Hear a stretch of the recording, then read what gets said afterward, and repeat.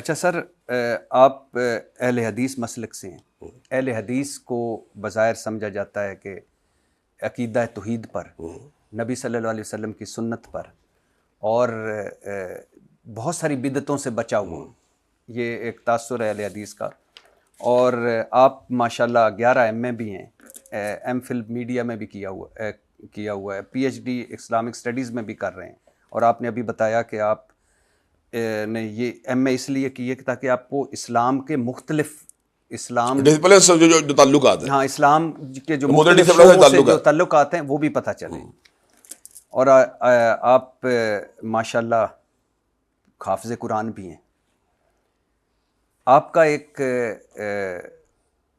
عالم دین سے، یا آپ ان کو جو بھی آپ سمجھتے ہیں، میں عالم دین سمجھتا ہوں، انجینئر محمد علی مرزا صاحب سے اختلاف ہوتا ہے. اور جب اختلاف ہوتا ہے تو اب آپ کی زبان جو ہے وہ میں آپ کے سامنے رکھتا ہوں. یہ آپ نے فرمایا انجینئر محمد علی مرزا صاحب کے حوالے سے، تیرے وجود پر تھو، تیرے کردار پر تھو، تیرے نظریے پر تھو، ابھی بھی تھوک رہا ہوں نظریے میں، تیرے نصب العین پر تھو. ابھی نسل میں تھوک رہا ہوں. میں سن لیجئے، پھر سن لیجئے، پھر اکٹھے ہو کے تھوک ٹھیک ہے لیجئے. بتا، ٹھیک ہے. تیرے نصب العین پر تھو، تیری سیرت پر تھو. تو بدبخت ہے، تو گھمنڈی ہے، تو ذلیل ہے، تو جھوٹا ہے، تو مکار ہے، تو دجال ہے، تو رسوائے زمانہ ہے، تو رافضی ہے، تو قادیانی نواز ہے، تو بازاری چھوکرا ہے، تو 2 ٹکے کا انسان ہے، تو بیہودہ ہے، تو خبیث انسان ہے، تو کچھ ذلیل اضافے ہے. بھی آپ کہہ رہے ہیں بہرحال، نہیں کچھ اضافے کہہ رہے ہیں. میں کہہ رہا ہوں ایک اضافہ ہو، چلے ایک میں اضافہ نے ہو پہلے گفتگو میری ہے، میں نے کچھ اضافے لگ رہے ہیں. نہ، ایک اضافہ چلے ہو. ٹھیک ہے. علامہ ابتسام کیونکہ یہ باتیں ویسے ابھی کم ہے اس کی شان میں، میری نظروں میں. نہیں میں کہہ میں رہا سمجھتا ہوں میری نظروں کی شان میں باتیں کم کہ ہیں. لفظ ہے، میں کم کیے ہیں، زیادہ نہیں کیے. نہیں، میں کچھ اور بات کہنا چاہ رہا ہوں کہ یہ الفاظ ویسے اس کی سیرت کا حتہ نہیں کر سکتے میری نظروں میں. اب پھر سن لیجئے، میں دوبارہ سے شروع نہیں کرتا ہوں. کریں آپ یہیں سے بات کنٹینیو کریں. نہیں تیرے نہیں آپ، میں پہلے کہتا ہوں میں نے پہلی باتیں کی ہیں، کچھ اضافہ لگا مجھے، ہو سکتا ہے میں نے اس سے باتیں بھی زیادہ کی ہوں، آپ نے کچھ کم بتائی ہوں. سوال تو کر لینا. کر لیں. تیرے وجود پر تھو، تیرے کردار پر تھو، تیرے نظریے پر تھو، تیرے نصب العین پر تھو، تیری سیرت پر تھو. تو بدبخت ہے، تو گھمنڈی ہے، تو ذلیل ہے، تو جھوٹا ہے، تو مکار ہے، تو دجال ہے، تو رسوائے زمانہ ہے، تو رافضی ہے، تو قادیانی نواز ہے، تو بازاری چھوکرا ہے، تو 2 ٹکے کا انسان ہے، تو بیہودہ ہے، تو خبیث انسان ہے، تو ذلیل انسان ہے. سامنے آ بغیرت، سامنے آ چوہے، 24 گھنٹے بھونکنے والے بغیرت چوہے سامنے آ. بغیرت سامنے آ، تیری شکست ابلیس کی شکست ہے. بکواسی بغیرت سامنے آ.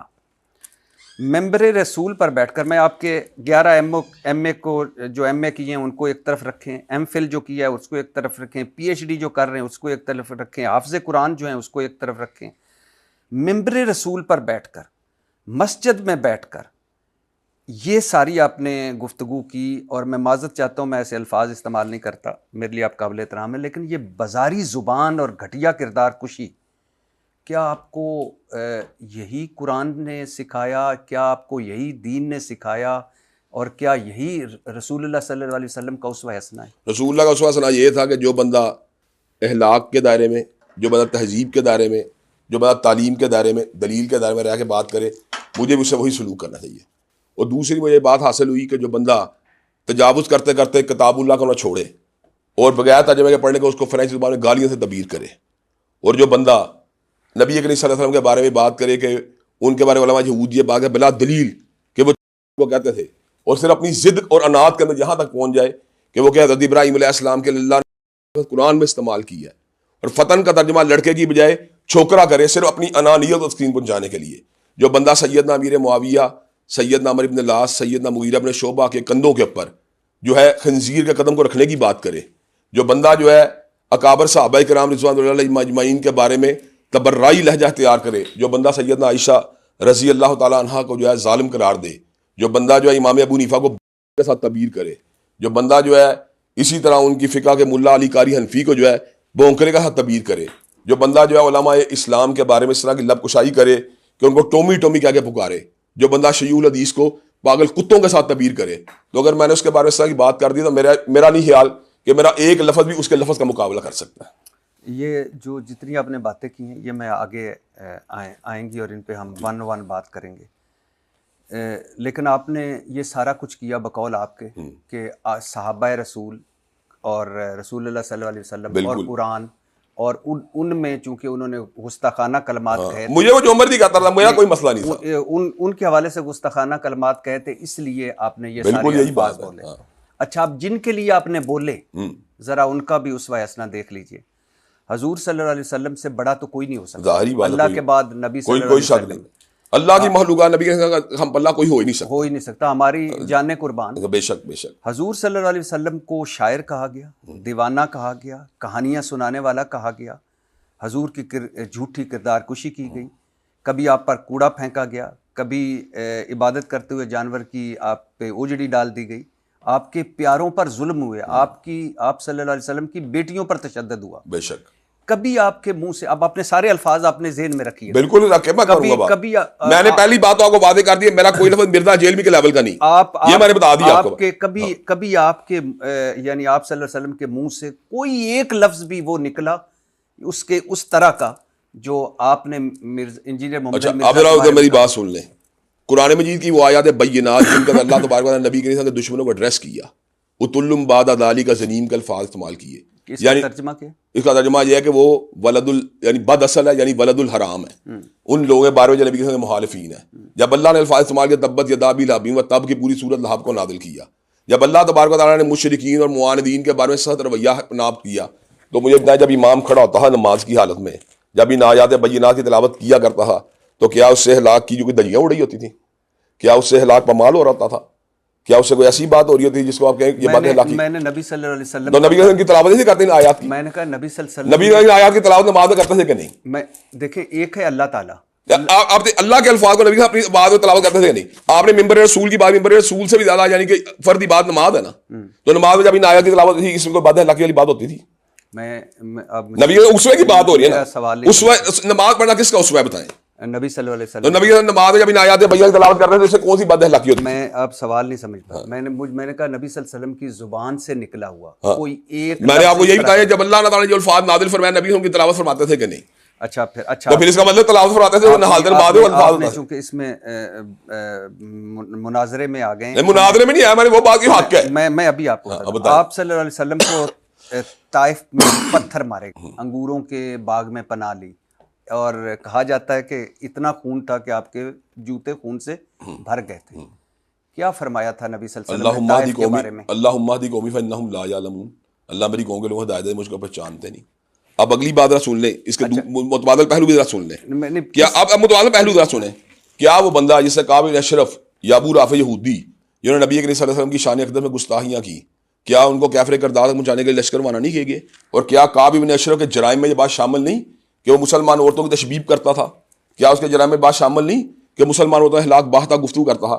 جو بندہ مسلمانوں عورتوں اور ہلاک باختہ گفتگو کرے وہ بندہ تو واجب گردن زدنی ہے، اور جو بندہ کابر صحابہ کرام کے بارے میں آئے روز صبرائی لبا لہجہ اختیار کرے اور قرآن جی کی بغیر مفہوم تلاوت کو گالی میں تبدیل کرے، آپ مجھے بتا چکے ہیں یا مجھے بتا چکے ہیں، تو یہی بتا رہا ہوں آپ کو، میں نے کہا کہ نبی صلی اللہ علیہ وسلم ہماری جانیں قربان ہے ان کے پر، اور ان پر ڈائریکٹ حملہ ہوا، بھاگ کر جان بچائی، سنا ان کے پیچھے بچے لگا دیے تھے، وہ پتھر مارتے تھے۔ آپ نے ابھی تک مجھے ایک بات ایسی نہیں بتا سکے، میں آپ کو معذرت کہوں گا، آپ کو ایسی بات بھی ایک بھی نہیں بتا سکے جس میں میرا ایک لفظ بھی مرزا جیلمی کے ان الفاظ کے برابر جو اس نے قابلین امت کے لیے کیے ہیں، میرا کوئی لفظ اس کے لفظ کے برابر نہیں، میرا ایک لفظ اس کے برابر نہیں، یعنی کہ وہ بھونکنے کے الفاظ بھی استعمال کر رہے ہیں، خنزیر قدم کے الفاظ استعمال کر رہے ہیں۔ میں کہہ رہا ہوں کہ میں اس پہ آتا ہوں، لیکن میں صرف آپ کو ابھی بتا رہا ہوں کہ ایک وہ ملک جو پہلے ہی فرقہ واریت میں پہلی بات تو یہ آپ ذرا سن لیں، پہلی بات ہم دری میں کوئی فرقہ نہیں ہے، ایک منٹ ٹھہرے، وہ فتنہ ہے، میری یہ سن لیں، اگر تو ہم نے کوئی شیعہ سنی تکفیر کی بحث کی ہے، اگر ہم نے کسی بریلویوں کے اوپر کوئی فتویٰ بازی کی ہے، اگر کوئی ہم نے دیوبندیوں کو برا بلا کہا ہے، اگر ہم نے جماعت اسلامی کے بارے میں کوئی ایسی کریکٹر اسیسینیشن کی ہے یا ڈاکٹر سرار صاحب کے بارے میں بات کی ہے، تو پھر تو آپ مجھے بات کریں، ایون گامدی صاحب کے بارے میں بتائیں۔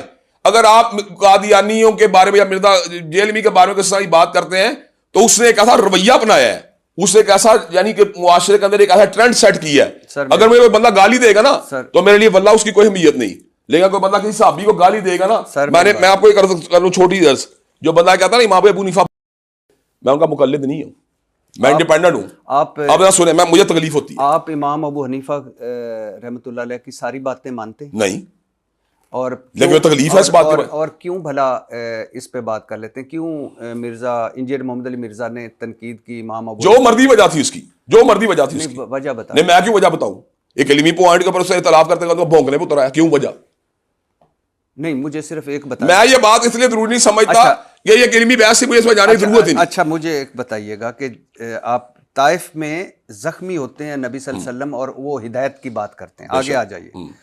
حضور صلی اللہ علیہ وسلم نے ابھی اللہ تعالیٰ نے تو فرمایا، اللہ تعالیٰ سورت اتری، لیکن نبی صلی اللہ علیہ وسلم نے کبھی ابو لہب، ابو جہل، ہندا، عبداللہ بن نبی یا حضرت حمزہ کو شہید کرنے والے وحشی کے بارے میں یہ زبان استعمال کی، اس طرح کے یار نبی کریم صلی اللہ علیہ وسلم کے بارے میں تو ہم یہ بات صبور ہی نہیں کر رہے، لیکن ہم یہ بات جانتے ہیں کہ انہوں نے ان اہلاک باہتا ناصر کے کچلنے کے لیے باقاعدہ طور پہ ففود روانہ کی ہے. اور اگلی بات سن لیں، میں نے جو بات کی میں ابھی اس کو دوبارہ تکرار سے دہراؤں گا کہ یہ نبی کریم صلی اللہ علیہ وسلم نے جو نماز کے اندر ان آیات بینات کی تلاوت کی ہے جن میں نبی کریم صلی اللہ علیہ وسلم کے گستاخوں کو اللہ نے سخت الفاظ جو ہے کنڈیم کیا ہے، یہ ہم نے حالت نماز کے اندر بھی اگر آپ کی زبان سے نکلے تو یہ الفاظ کسی بھی اعتبار سے اس بندے غلط نہیں ہوتے جس بندے نے ان ہستیوں کی کریکٹر اسیسینیشن کی ہو. اچھا ٹھہرے، پہلی بات سن، اگر میرے لیے اگر میں حاکم ہوں، مثال دے رہا ہوں، اگر میں حاکم ہوں تو میرا دین ہے کہ وہ ایک بلاسفیمی کا مرتکب ہے صحابہ کرام کے لیول کے اوپر، تو وہ تو اس کی چارج یہ ہے کہ اس کو ٹل ڈیتھ امپریزنمنٹ دینی چاہیے. تو میں نے تو اس کے بارے میں صرف یہ الفاظ بولنے کے دلیل آدمی ہے، کون سی ایسی بات میں نے کر دی ہے؟ اس نے تو یہ الفاظ بول دیا کہ فلاں بندہ بھونکتا ہے یا فلاں بندہ جو ہے وہ کیا لیتے ہیں اس کے بارے میں ضمیر معاویہ کے بارے میں کہ اس کے ان کے قدموں خنزیر کا پاؤں. کیسی بات ہے کہ ہم اکابر صحابہ کرام ائمہ دین کے بارے اتنے بے حس ہو جائیں کہ ہم ان کے بارے میں بالکل خاموش ہو کے بیٹھ جائیں؟ یہ نہیں ہوتی بات. حضرت عائشہ رضی اللہ تعالیٰ عنہ پر جھوٹی تہمت لگی، جھوٹا الزام لگا، بے شک نبی پاک صلی اللہ علیہ وسلم غمزدہ رہے، کئی دن وحی نہ آئی، جب وحی آئی سچ سامنے آیا تو نبی صلی اللہ علیہ وسلم نے جھوٹا الزام لگانے والوں کے حوالے سے ایسی زبان استعمال کی نہیں کی. اس میں سنت رسول میں نے پہلے آپ کو بات کی، جب ایک ایویڈنس جو ہوتا ہے میں نے آپ کو دے دی ہے کہ وہ صورتوں، چلے آپ نے کبھی سورۃ العلق کی تلاوت کی ہے نماز میں؟ جی جی.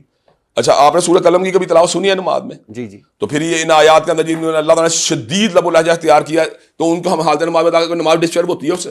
ہم آپ امتی ہیں رحمت اللہ عالمین کے، بے شک، جن کا اخلاق دنیا میں اسی کتاب و سنت کی بات کر رہا ہوں، میں اسی کتاب و سنت کی بات کر رہا ہوں. اسی کتاب میں جو سخت آیات پڑھی جاتی ہیں ان معاندین کے لیے، کیا اس سے ہماری اخلاقی حالت بگڑ جاتی ہے؟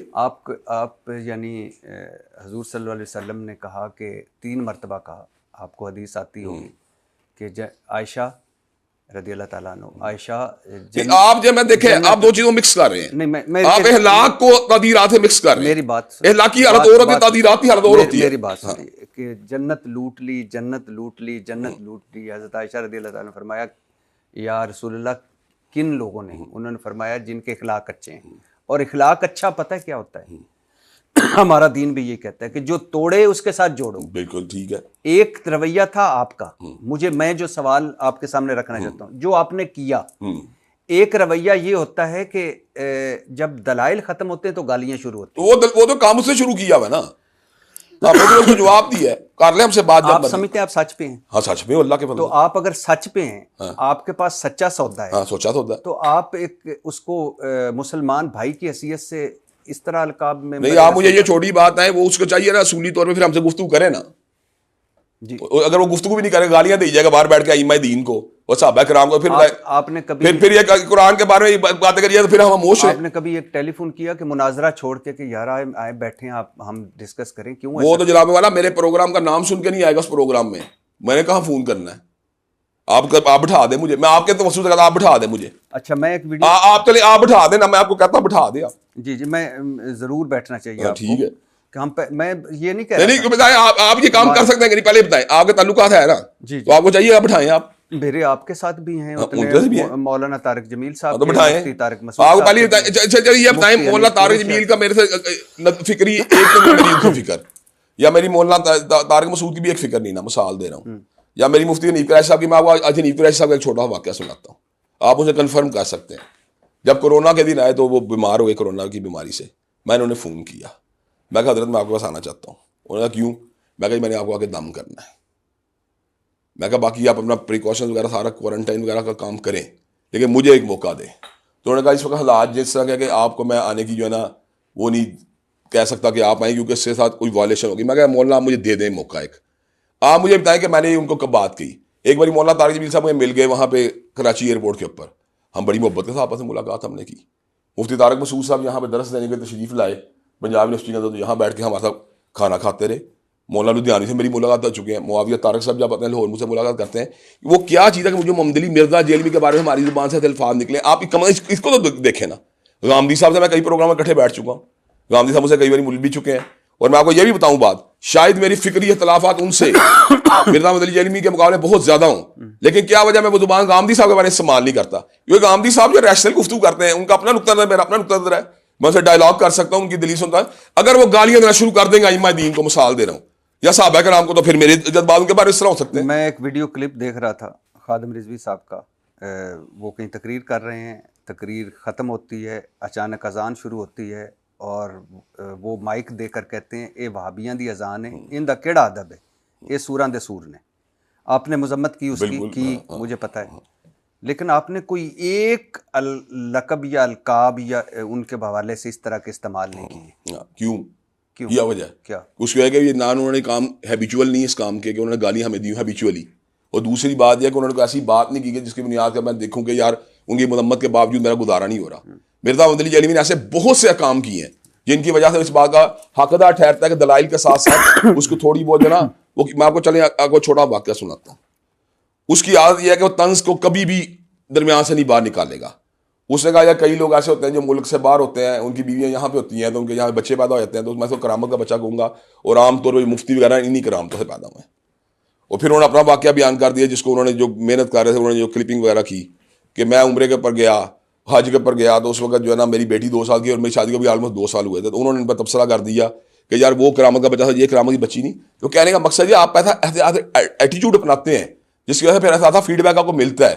جب آپ اس طرح کا ایٹیٹیوڈ نہیں اپنائیں گے, آپ اس طرح یعنی جسے کہتے ہیں پھکڑ بازی نہیں کریں گے, آپ اس طرح کی الزام تراشی نہیں کریں گے, آپ اس طرح کی ہیٹ اسپیچ نہیں کریں گے, تو اگلا بندہ پاگل ہے. ایک بندے کا کیریئر بھی دیکھیں, اگر میں ہیٹ اسپیچ کرتا ہوتا تو کسی اور مسئلہ کے لوگوں کو آپ کو کہتے ہیں یار دیکھیں سامنے کتنی ہیٹ اسپیچ کی ہے. وہ ہیٹ اسپیچ کرتا ہے, وہ صحابہ کرام رضوان اللہ علیہم اجمعین کا ڈیروگیٹری کمنٹس دیتا ہے, وہ ائمہ دین کا ڈیروگیٹری کمنٹس دیتا ہے. مجھے لگتا ہے کہ شاید میں آپ کو سمجھا نہیں پا رہا. نہیں چلے آپ نہیں سمجھا پا رہے, میری تو سن لیں. میں آپ میری اچھا چلے میری ایک چھوٹی بات سن لیں. سینٹر مشتاق احمد خان صاحب ہیں, انہوں نے کہا فلسطین کے بارے میں تم آ جاؤ. میں چلا گیا وہاں پر. مجھے یہاں پہ ڈاکٹر سراج صاحب کی اکیڈمی سے جو ہے نا فون آیا ان کا, شجاع الدین شیخ صاحب, وہاں بھی چلا گیا. مجھے سراج الحق صاحب بھی بلاتے رہے, مجھے قاضی حسین احمد صاحب بھی بلاتے رہے. یقین کیجیے کئی بار تو وہاں سے مسلکی دینی فقہی امور کا گفتگو ہوتی تھی تو لگتا ہی نہیں تھا, لگتا تھا میں اپنے چچا سے گفتگو کر رہا ہوں, اور ہم آپس میں بڑے انڈرسٹینڈنگ سے گفتگو کر رہے تھے. وہ کیا ایون طاہر القادری صاحب میری کئی باری ملاقاتیں ہوئی ہیں, ان سے بھی ہم تبادلہ خیال کر لیتے ہیں, اور وہ مجھے کئی بار آ کے فون بھی کرتے ہیں کہ یار مجھ سے کوئی گفتگو کر لو. مرزا محمد علی جیلوی آخر کا کون سا مسئلہ ہے کہ ہم اس کے ساتھ یہ زبان استعمال کرتے ہیں, پاکستان کسی اور مذہب کے لیے کیوں نہیں کرتے؟ سر مجھے لگتا ہے کہ شیعہ علماء کے ساتھ ہماری ڈیبیٹس ہوئی. مجھے لگتا ہے کہ آپ کی ساری باتیں, آپ کا موقف ہے, مجھے احترام ہے اس ساری چیزوں کا, اور ظاہر ہے نبی صلی اللہ علیہ وسلم پر, صحابہ پر, اور ان کی آگے ساری جو ہیں ان پر ہماری جانیں قربان, ہم سارے ادب و احترام کرتے ہیں ان کا. لیکن مجھے لگتا ہے کہ جو ہماری نفرت اور تقسیم ہے نا, جینون بنیادوں پر بھی ہو اور نہ جینون بنیادوں پر بھی ہو, یہ چیزیں, ایک تو سوال سن لیجئے گا, ایک تو یہ چیزیں مزید ہمیں تقسیم کرتی ہیں. دوسری بات یہ ہے کہ مجھے لگتا ہے کہ جب دلائل ختم ہو جاتے ہیں تو پھر گالیاں شروع ہو جاتی ہیں. دلائل ختم ہو گئے, آپ نے گالیاں دینی شروع کر دی, ہم نے کیا کی ہے؟ یا یہ بتائیں نا ہم گالیوں کو انیشیٹ کر رہے ہیں, یا یہ کہیں کہ میں نے کہا, میں نے اچھا بابا اسحاق صاحب تھے اس کا استاد, تو میں نے کہا دیا مرزا جیلوی تو فلاں, یعنی کوئی میں نے ڈیروگیٹری کمنٹ دے کے ان کا ذکر کیا, میں نے کسی استاد کو برا بولا کہہ دیا. چلیں یہ بتائیں, میں نے اسپیسیفک اس کی بات کی جو میرے ائمہ کو گالیاں دے رہا ہے, جو ائمہ اہل سنت کو گالیاں دے رہا ہے, جو ہر بندے کو جو ہے نا اس کا آپریشن کرنے کے چکر میں ہے, جو کسی بندے کا لحاظ کرنے کے موڈ میں نہیں ہے. سر آپ کی تقریر جب میں کلپس آپ کے سن رہا تھا ممبر رسول پر بیٹھ کر, ہمارا یہ ملک ایسا ہے کہ جہاں بہت ہم محبت کرتے ہیں اپنے ائمہ کرام سے, اپنے صحابہ سے, اپنے نبی سے, لیکن مزہ نہیں کر رہا ہے. ہم سارے کرتے ہیں, لیکن اس کا ایشو یہ ہوتا ہے کہ کوئی بھی اٹھ کر خدا نہ خواستہ کچھ بھی کر دے. چھوٹی بات ہے, ہم نے کبھی ایکسٹرا جوڈیشل ایکٹیویٹی کی حمایت نہیں کی آج تک. اگر ہم نے غصے کا اظہار بھی کیا تو ہم نے بھیجا کہ قانون کے دائرے میں ہونا چاہیے کام. اس کے باوجود ہم نے کوئی ایسی بات نہیں کی جس میں ان کو تھریٹ ہی کیا آج تک. اچھا مجھے چلیے ایک نفرت کا اظہار ہی کیا نا, کس میں کی ہے, کس بات پہ کیا ہے, مجھے اپنی بات پہ کیا ہے, مجھے گالیاں دی جتنی مرضی, میں آپ کو گارنٹی دیتا ہوں کہ مجھے گالیاں میں کچھ نہیں کہوں گا. اچھا مجھے لگتا ہے کہ یہ جو سخت زبان ہے آپ کو وراثت میں ملی ہے. نہیں ایسی کوئی بات نہیں. آپ کے والد علامہ احسان علیہ ظہیر صاحب وہ کوئی وہ نہیں کرتے تھے کہ کسی کو ان کی عزت ڈاؤن کرنا یا کوئی یہ کرنا, لیکن بہت سخت تنقید کرتے تھے. مجھے ایسا لگتا ہے کہ شاید وراثت میں نہیں آپ چھوٹی بات ہے, اگر میری یہ وراثت ہوتی میں نے کئیوں پہ کی ہوتی.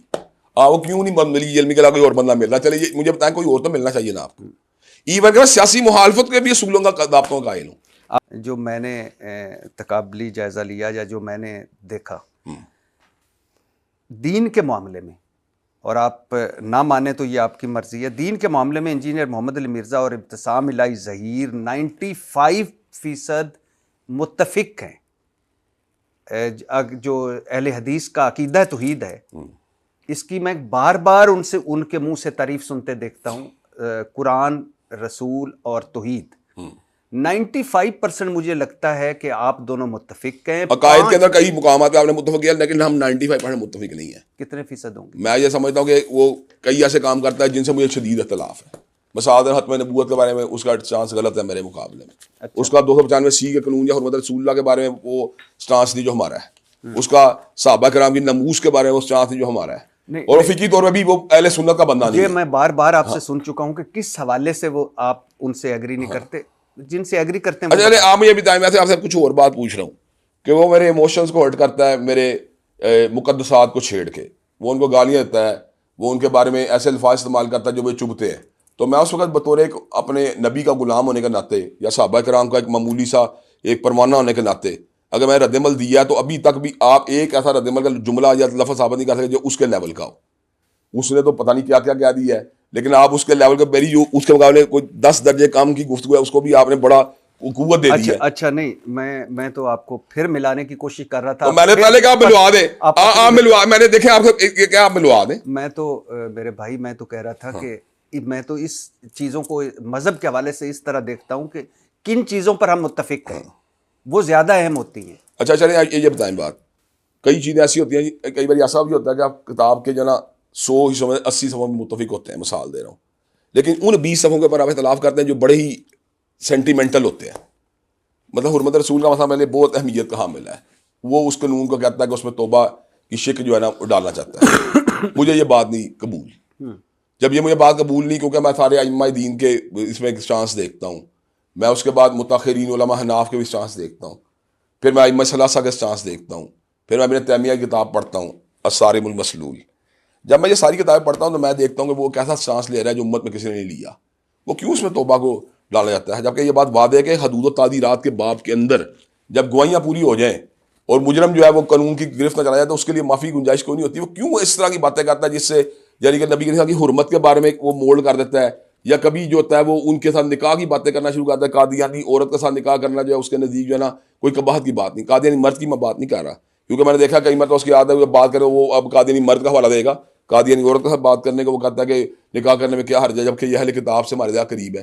وہ ایسی باتیں کرتا ہے جو آج تک امت میں کسی نے نہیں کی. اچھا وہ امت میں کسی نے نہیں کی ہوتی, وہ ان کو پھر اس کے بعد اسٹریس بھی کرتا ہے, اور جو ان کی معال کرتا ہے ان کو پھر یعنی کہ بغیر طور پر ان کو کرٹیسائز کرتا ہے اس انداز میں جو غیر اخلاقی انداز ہوتا ہے. تو مجھے بتائیں تو پھر ایک ہرٹ نہیں ہوتا. میں صرف آپ سے آپ کا رد عمل جاننا چاہتا ہوں, بات آپ نہیں کرنی. میں کہہ رہا ہوں کہ قاری خلیل الرحمان جاوید آپ کے اہل حدیث کے بڑے ہیں, وہ ایک ان کا میں ٹی وی پروگرام سن رہا تھا, اس میں ان سے سوال ہوا کہ نہیں سن تو لیں کہ قاری صاحب سے سوال ہوا کہ جب بھی کوئی نبی آیا اس کی جو ان نبی کی امت تھی انہوں نے نبی کی تعلیمات کو رد کیا, کیوں کیا؟ تو قاری خلیل الرحمان جاوید صاحب فرما رہے تھے کہ جب بھی کوئی نبی آیا اس نے پیغام دیا اللہ کا, توحید کا یا شریعت کا اپنے وقت کے مطابق, تو اس امت کے بڑے سفید داڑیوں والے بزرگوں نے کہا کہ یہ کل کا یہ بات سن لیں نا, اب آپ پوری بات بتا دیں. آپ پوری بات میں کہہ رہا ہم نے حوالہ نہیں دیکھا کہیں. میں آپ کو کلپ بھجواؤں گا, آپ دیکھ نہیں کلپ کی بات نہیں میں کہہ رہا, میں کہہ رہا بات بلا سند ہے. اچھا تو انہوں نے کہا قاری خلیل الرحمان جاوید صاحب نے کہ وہ لوگ کہتے تھے, امت والے کہتے تھے کہ یہ کل کا چھوکرا آ کر ہمیں ہمارا اچھا آپ ایک سیکنڈ ٹھہریں گے, یہاں میں ایک انپوٹ میں دے لوں گا اس کے اندر.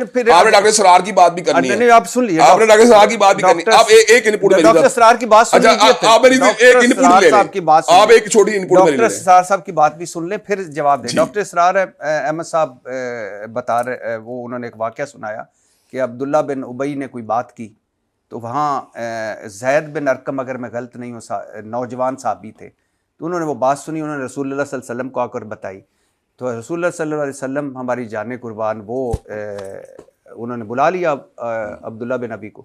عبداللہ بن ابی جو منافق تھے وہ مکر گیا وہ, تو اس کے بعد رسول اللہ صلی اللہ علیہ وسلم خاموش ہو گئے. پھر وحی آئی, پھر ڈاکٹر اسرار صاحب کہتے ہیں کہ چلا عبداللہ بن ابی نے کہا کہ یہ کل کا چھوکرا مجھے جھوٹا ثابت کرے گا, تو پھر ڈاکٹر اسرار کہتے ہیں کہ یہ کل کا چھوکرا سچا ثابت ہو گیا, وہی آئی. اب میری سنیں, پہلی بات تو یہ جتنی باتیں ان کی سند کوئی نہیں ہے کسی کی بھی, ان میں کسی ایک بات کا ثبوت کو ثابت ہونا سے نہیں ملتا. دوسری بات ہے یہ بات معاندانہ طور پہ مرزا نے بھی کوٹ کی, ڈاکٹر صاحب نے کوٹ کی, قاری لیگا اپنے نام لیا, لوگوں نے معاندان یعنی دشمنوں سے کوٹ کروائی نا, لیکن مرزا اپنی اس ضد کا یہاں چلا گیا کہ اس نے اللہ پہ بھی بتا دیا. یہ تو پہلی بات ہے مخالفوں تک تھی کہ مخالف تھے, اب اس نے کہہ دیا کہ اللہ تعالیٰ ابراہیم ہے. اچھا آپ اس کے بارے میں آپ کیا کہیں گے؟ اچھا آپ آگے اب یہ دیکھیں, آپ نے بات ٹھہرنا بھی چاہیے نا ایک منٹ. آپ اس نے کہا دیا ابراہیم اللہ. اچھا آپ آگے آ جائیے, قرآن مجید کی گالیوں والی بات نہیں, فرینچ میں گالیاں. ہاں, اب انہوں نے اس کی 3 مثالیں دی, میں نے یہ 18 مرتبہ کلپ دیکھا. اس وجہ آپ یہ الفاظ بول رہے ہیں کہ فرینچ میں گالی ہیں. اب آپ سنیں گے, بتائیں کہ انہوں نے کہا کہ قرآن سمجھ کے پڑھو, ٹھیک ہے, ترجمے سے پڑھو, انجینئر محمد علی مرزا کہہ رہے تھے. اور پھر انہوں نے کہا کہ بھائی مثالیں دی, 3 مثالیں دی. پہلی مثال یہ دی کہ آپ کا کوئی دوست ہے وہ فرانس میں ہوتا ہے, وہ فرینچ میں آپ کو خط لکھتا ہے, آپ کو فرینچ آتی نہیں, آپ سمجھیں گے کہ پتہ نہیں میں محبت کی تھی یا گاڑاں لکھی ہیں میرے واسطے. آپ نے گفتگو کافی زیادہ بدل دی ہے. دوسری انہوں نے مثال دی کہ انہوں نے کہا کہ جیسے ہمارے ایک مرتبہ یہاں سے عمرہ کرنے یا حج کرنے لوگ سعودی عرب گئے, وہاں ان کا کوئی جھگڑا ہو گیا, عربیوں کو انہوں نے اپنی زبان میں برا بھلا کہا, تو عربیوں نے آگے سے عربی زبان میں کہا, تو وہ واپس آ کے یہ مثال تو آپ کی ہے میرا خیال. نہیں ان کی. اچھا پھر واپس آ کے تو انہوں نے بات جیسے فیملی میں بات کی, انہوں نے کہا یار بڑے عجیب کیا لوگ ہیں, ہم ان کو برا بھلا کہہ رہے تھے, وہ ہمیں آیتیں پڑھ کر سنا رہے تھے. تیسرا انہوں نے حوالہ جو دیا وہ تھا بنگلہ دیش کا, کہ بنگلہ دیش میں بہت ساری جگہوں پہ جہاں لکھا ہوتا ہے دیوار پہ یہاں پیشاب کرنا منع ہے, یہ نہ کریں. بنگلہ دیش میں ایک سٹڈی ہوئی, انہوں نے یہ حوالہ بھی انہوں نے کہا سٹڈی انہوں نے عربی میں لکھ دیا زبان میں کہ جیسے یہاں پیشاب کرنا منع ہے, تو لوگ آتے تھے تو دیکھتے تھے عربی زبان میں وہ تحریر لکھی ہوئی اور ادھر سے نکل جاتے تھے. اب مثال کون سی مثال اچھی ہے؟ اب مجھے یہ بتائیے کہ ایک مثال دیتے ہوئے آپ اتنے بڑے عالم دین ہیں, میری بات سنیں, میں قرآن جی کا مثال قبول کرتا ہی نہیں کہ آپ قرآن سے پڑھتے ہیں کو پتا فرینچ میں گالیاں دے رہا ہوں. یہ جملے کے اندر اگر جملہ میں غلط بیان کر رہا ہوں آپ مجھے روک دیں. جب ایک بندہ مثال دیتے ہوئے چاہے کہہ رہا ہے, مجھے یہ بات میں قبول نہیں کر سکتا میں قرآن کے بارے میں بندہ کہے گا آپ کا قرآن پڑھنا جو بغیر انڈرسٹینڈنگ اس طرح جیسا آپ فرینچ میں گالیاں دے رہے ہو, کوئی یار مثال تک نہیں بنتا اس مثال کا.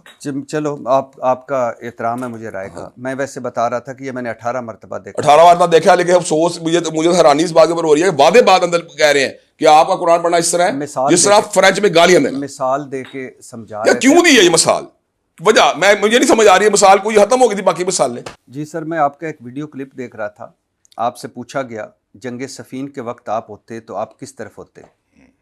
آپ نے کہا یعنی ایک طرف حضرت علی رضی اللہ تعالیٰ عنہ تھے, دوسری طرف حضرت امیر معاویہ رضی اللہ تعالیٰ عنہ تھے.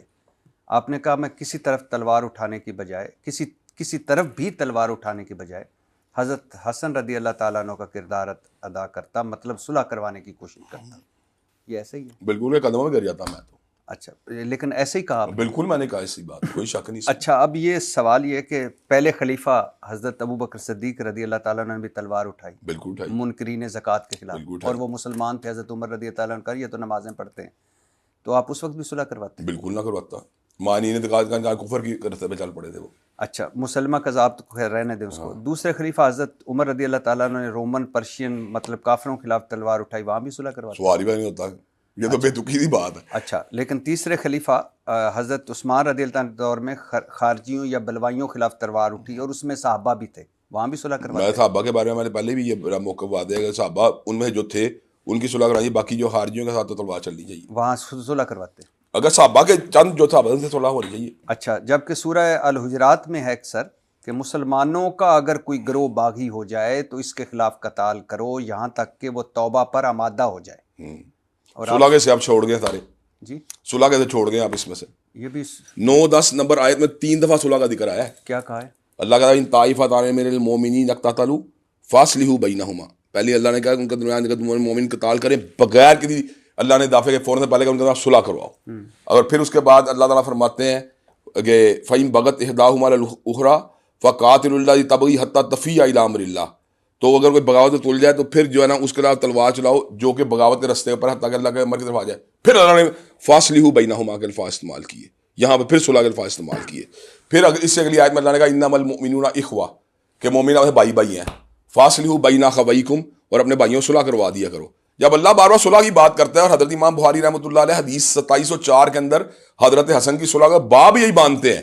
اور نبی کے نثار سیدنا حسن کو اپنے ممبر مبارک کے اوپر جو تشریف جب وہ ان کو لڑکھڑائے تو ان کو اٹھا کے جب بات گئی ان ابنی ھذا سید، یہ میرا بیٹا سردار ہے، لعل اللہ ان یصلح به بین فئتین عظیمتین من المسلمین، کہ اللہ تعالیٰ اس کے ذریعے صلح کروائے گا مسلمانوں کی دو دین جماعتیں. جب اللہ کے نبی اس کی حمایت کرتے ہیں، حضرت امام بخاری صلح کے باب باندھتے ہیں، اور اکابر صحابہ کے میں کئی ایسے لوگ ہیں جو باقاعدہ طور پر یہ بات کرتے ہیں کہ ہمیں ان جنگوں کا حصہ نہیں بننا چاہیے بلکہ صلح کروانی چاہیے. تو میں نے کون سی ایسی بات کی جو خلاف شریعت ہے؟ نہیں، میں یہ نہیں کہہ رہا، میں یہ کہہ رہا ہوں تو کیا صلح کی اس وقت کوششیں نہیں ہوئی ہوں گی؟ جنہوں لوگوں نے کوششیں کی ہیں انہی کوششوں کا منطقی انجام یہ کہ سیدنا حسن رضی اللہ تعالیٰ عنہ سیدنا امیر معاویہ پہ صلح ہوئی اور نبی کی پیشین کو پوری ہوئی. اچھا، میں آپ کو ویسے بتا دوں کہ حضرت امام حسن رضی اللہ تعالیٰ عنہ صلح کرنے نہیں گئے تھے، 40,000 کا لشکر لے کر جنگ کے لیے نکلے تھے.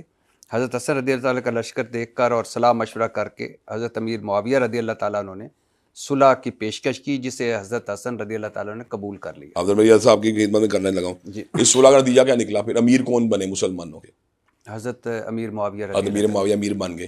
اس کا مطلب یہ ہے کہ وہ صلح کے اندر بلنگ تھے تو صلح ہوئی نا. جی جی. اور ہوئی کس کے ساتھ؟ کیا کسی مسلمان سے ہوئی یا کسی منافق سے ہوئی؟ نعوذ باللہ من ذالک.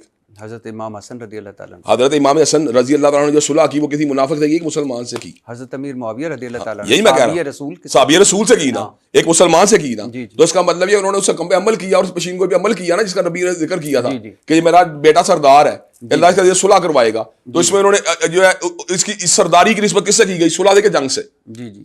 صلح سے کی گئی نا. تو اس کا مطلب ہے صلح سرداری والا کام اور سردار والا کام کیا ہوا. ابھی آپ نے رسول اللہ صلی اللہ علیہ وسلم کی یہ حدیث